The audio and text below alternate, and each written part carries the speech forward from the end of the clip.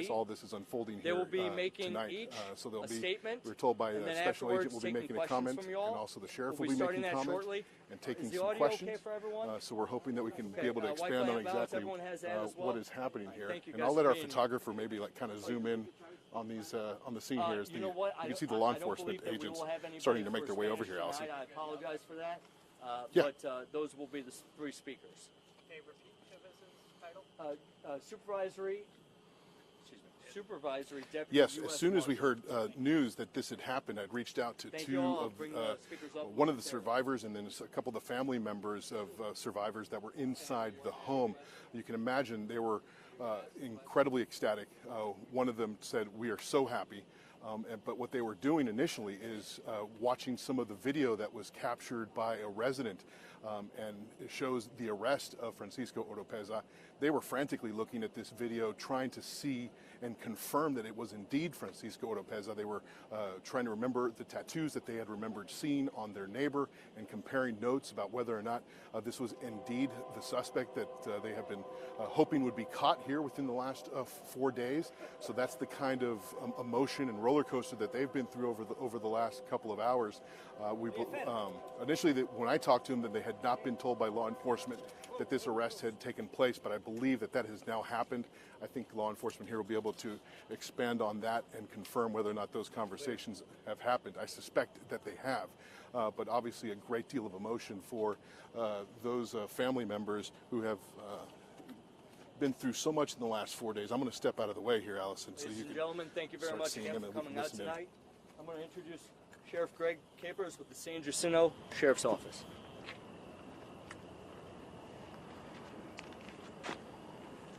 Jeff, can you talk really loud?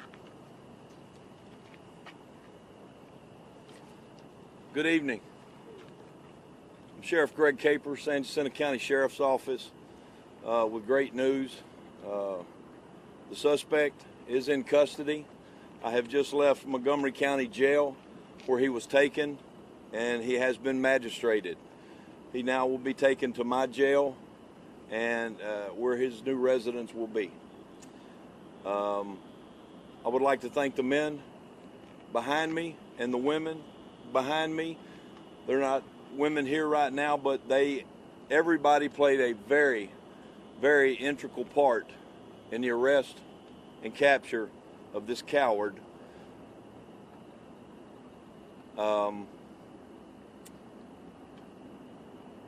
Everybody behind me has worked tirelessly. I know that there are several people out of these 225 plus officers at this scene, not to include the millions of people. Thanks to the media, y'all push the message out.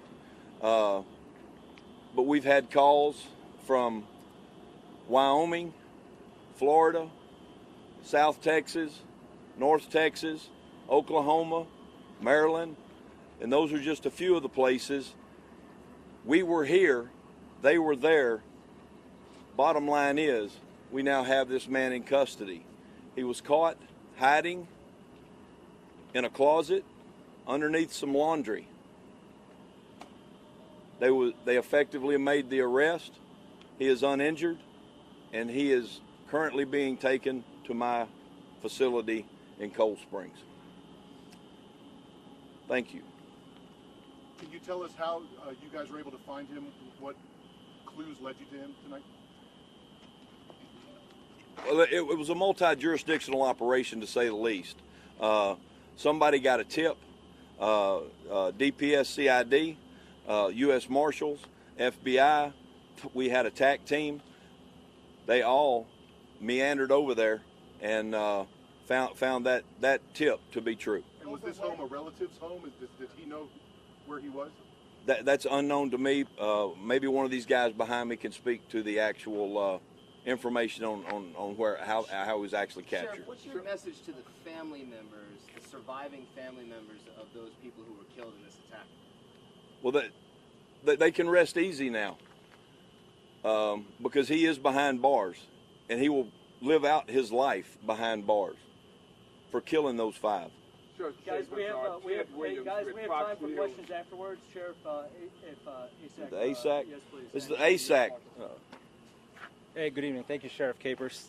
My name is Jimmy Paul. I'm an Assistant Special Agent in charge with the FBI Houston Division. Thanks for having me. So, just wanted to say first and foremost, the victims and their families are in the forefront of our minds, and we're extremely delighted that the suspect was captured. The tip for the suspect's location came in through the FBI's tip line, and we just want to thank the person who had the courage and bravery to call in the suspect's location. Special Agent Paul, or Ted Williams, Fox News. Or do you know if this individual will be facing federal charges? Currently, it's an ongoing investigation, and he's being charged by the San Jacinto County Sheriff's Office. What is the connection to the person who's harboring Oropesa? Sir, it's an ongoing investigation. I can't comment on that at this point. Did he give any indication why he did this? What was his demeanor when he was apprehended? Was he agitated? Was he tired? Hey guys, we're gonna let him get through his statement in the U.S. Marshals, and afterwards we will take questions. ASAC, boom. Okay, thank you. I just wanted to thank the person who had the courage to call in the tip, and also I'd like to thank the many FBI personnel and local law enforcement agencies who work nonstop to bring this person to justice, to bring a sense of justice to the victims, and also a sense of security to the community of the San Jacinto County community. I mean, this is basically what we do. You know, we show up, we bring the adequate resources, and then we don't let up. We've always said it's not a matter of if, but a matter of when the suspect's going to be caught, and we're extremely glad that today is the when. At this time, I'd like to turn it over to the U.S. Marshal Service representative. Good evening. My name is Joe Ruiz de Chavez. I'm a supervisory deputy U.S. Marshal. I oversee the Gulf Coast Violent Offenders and Fugitive Task Force here in Houston, Texas. First, I want to say that this was an atrocious crime that devastated this community and this country. We received a call for request from Sheriff Capers, and we brought expertise in fugitive investigations and personnel to assist in this investigation. The Marshal Service is the oldest federal law enforcement agency, and we have an expertise in hunting fugitives. This is a very sad time for the victims, and I hope that this will bring them some comfort, and they could grieve. Thank you. We'll open up for questions now. Sir, can you tell us if Oropesa had any help from anybody? Can you tell us if Oropesa had help from family members or any other friends in the area to help him hide for the last 4 days? I can say that we've contacted many families, associates, not only here in the Houston area, but across the country. But does that mean he's had help over the last 4 days from family members? I can't comment on that. And did he ever reach out to any family members after the shooting incident on Friday night? I can't comment on that. Do we know how he Who do we survived have the past detained 4 at the days? scene? The female detained at the scene, who was that? Again, this is an ongoing investigation, and we can't disclose that. Sheriff Capers, you had mentioned previously that there were multiple occasions you weren't exactly sure how many of police being called to that property for a firearm being discharged. Then we learned that Oropesa was removed from the country 4 times, and then in 2022, a protective order that was filed by his wife for domestic abuse. At any point, did that prompt further investigation from your office? Yes, sir. We actually filed charges on him in 2022, and to the best of my knowledge, we got a warrant for him, and the constable went to serve him in another county because he left here, and never could make contact with the subject, and then a few days later, the victim went to the district attorney's office in our county and filed a non-prosecution statement. Sorry to belabor this point, but the address where this arrest took place have court documents that show it traces back to an aunt of Oropesa, I believe. Is that still the case, that this would be a home of a family member? Can anybody confirm that? I can't. I mean, it's still ongoing. The investigation part, I wasn't part of the arrest team. Do we have any idea how he got from the place where the shooting happened to cut? Did he use a vehicle? Did he walk? Do you guys have any idea what the time was? Once again, not that I know of. I have no You knowledge. mentioned multiple agencies. Was DHS also involved? Was BORTAC the agency who actually went in and made the apprehension? They were part of that team, I do believe. Yes, ma'am. And now with the wife, the surviving wife that's still living at that home, she is currently an ICE fugitive. Is anything happening with her? Is she being investigated? Are there follow-ups happening with her? I've understood from deputies that she has been cooperating. And to my knowledge, she is still there because the officers are still there. I have no direct knowledge because this all happened within the last couple of hours. Sure, But she is still there. Sure, do you guys Capers, believe, we know Sheriff, if that. you don't mind, do you guys believe that large reward that was put out, is that what, made that person call in his tip, and will that money be going to the person who called in that tip? The money will be going to the person that called in the tip through the proper channels. Yes, ma'am. I'm thinking it's still 80,000. Sure, Capers, we know that he's been in this country since 2016 illegally, meaning our peso. The question is, and he had an AR-15 rifle that he was shooting the night of this incident. Have you been able to connect the dots as to how an illegal alien was able to purchase or to get that AR-15 weapon? Well, I could just speak to conjecture. Buy it from somebody else on the street. Are you conducting an investigation to try to connect those dots? Yes, sir, we are. That is an ongoing investigation as well. When did you learn about that the suspect was at this address, and when did you actually go in? What was the time, the specific time? For tonight's arrest? Well, yeah, when did you first learn that he was there, and then when did you actually go in? We would probably need to defer that to the FBI or the U.S. Marshals. We received the tip at Can you stand? Sorry. Sorry about that. We received the tip at 5:15 p.m. and the arrest was made at 6:30 p.m. Can any of the participating agencies discuss how surprised were you that you ended up finding Oropesa 15 miles away or less from where this crime was committed?